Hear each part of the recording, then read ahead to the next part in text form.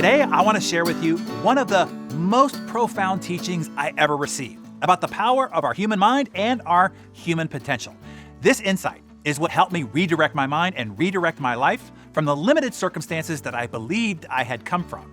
You see, up to that point of this particular teaching, I believed that I wasn't smart enough. I wasn't as naturally intelligent or talented enough. I thought you had to get accepted into and go to one of those top universities in order to achieve great things. I believed that I didn't come from the right upbringing, know the right people, have the right connections, or have the God-given gifts to succeed like those that I saw and admired on television and on the covers of magazines.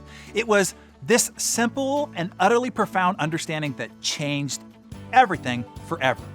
And by me sharing this with you, I hope that it might change everything for you too, starting right here, right now. Here's how it was explained to me. The human mind behaves as if it were divided into two parts. There is the thinker, and then there is the prover. Now, the thinker can think about virtually anything, and whatever the thinker thinks, the prover has to, on command, prove what the thinker thinks to be true. The prover has no choice in the matter. It has to prove whatever the thinker thinks. This is why what you think about yourself, you eventually become. If your thinker thinks, I can't do this, your mind, the prover, will scan your history and pull out from all the grand experiences that you've had, all those references and experiences that will validate and prove that thought. The times that you feel tired and have failed, the times when others questioned your ability, the times when you quit before you even started, the feelings of shame and disappointment that you felt. Additionally, the prover will also look for everything in the present to prove and reinforce this thought. And in the vast kaleidoscope of life's internal and external experiences, oh yeah, it will find something and it will serve it up to you.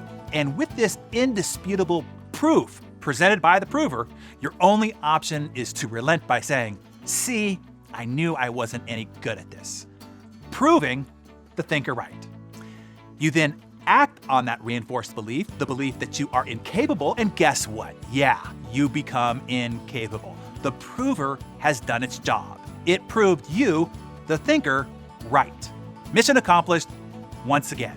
Let's take practical examples. Let's say that you believe that you can't learn how to become fluent in a foreign language, or you can't learn how to become a successful entrepreneur, or that you can't write a book, whatever. Your thoughts are now compelling the brain, the prover, to take action on those thoughts and to prove to you that you are correct. So anytime you attempt to do something you think you can't do, the proving part of your brain will prevent you from even completing the work necessary to achieve those tasks. You will procrastinate. You will distract yourself. You will sabotage yourself. You will not study, not prepare. You will not do anything more than dip your toes around those intentions. Why? Because you don't truly believe it will work, and the prover part of your brain has to and will prove you right. You may even get headaches, anxiety, become nauseated. You'll make up excuses to create busy work, find escape through mindless entertainment, etc. Understand, the prover will do all that it takes to prove the thinker right. So the vicious circle continues. Whatever you think you are, you already are.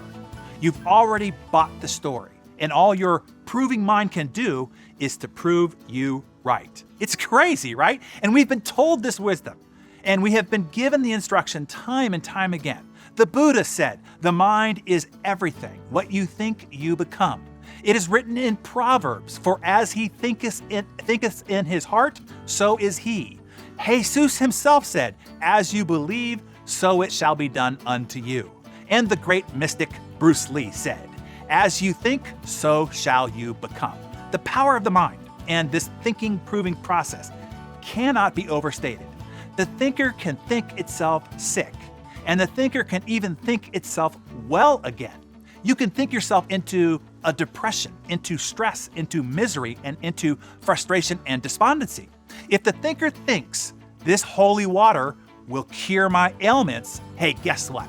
The prover will skillfully orchestrate all signals from the glands, the muscles, organs, etc. until they have organized themselves into good health again. It's really miraculous. We call it the placebo effect, when in actuality, it is just the prover proving the thinker right.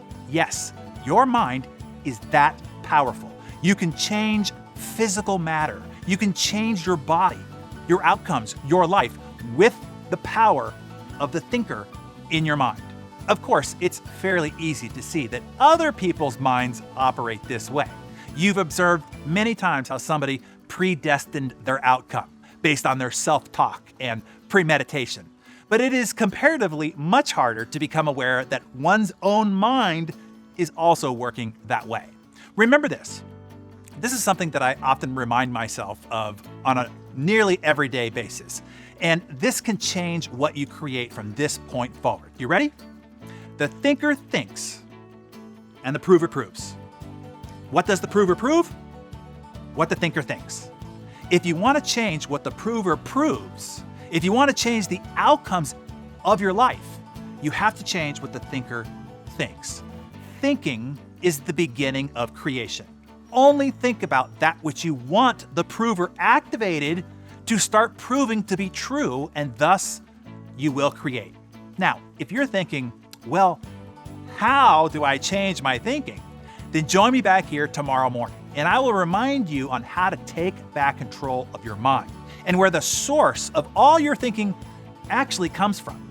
I'll see you back here for that. In the meantime, share with the community what have you seen, how the prover has proven your thinker right in your life. Share a time when your prover proved the thinker right to produce a positive result and or a negative one.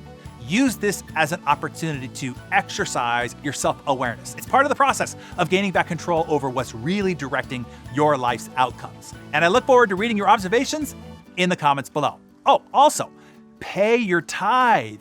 Your subscription to Darren Daily is for you to pay it forward. Share the life-changing lesson here today in Darren Daily far and wide. Be a hero to somebody else today. Passionately encourage them to subscribe. It's free, but it could be priceless to their future. And I thank you in advance for advancing the Better Everyday movement. And I'll see you back here tomorrow.